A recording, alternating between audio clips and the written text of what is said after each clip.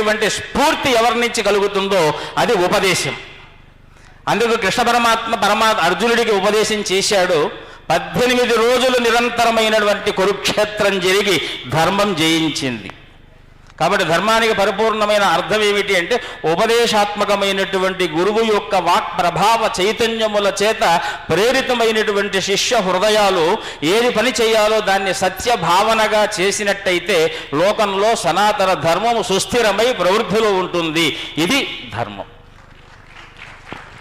కాబట్టి ధర్మాన్ని ఇంకా మనం వచించాలి అంటే వేదంలో అనేక రకములైనటువంటి అర్థాలు మనకు చెప్తూ వస్తున్నారు. అంటే ఒకటే ఏకం సద్విప్రా బహుదా వదంతి అనేటువంటి వాక్యం ఉన్నది కదండి. ఎందుకంటే మనకు కోశము ఒక ధర్మానికి అనేటువంటి అర్థాన్ని, స్థలాన్ని, కాలాన్ని, దేశాన్ని, యోగాన్ని బట్టి మారుస్తూ ఉంటుంది. ధర్మము అంటే యోగం అని అర్థం చెప్తోంది.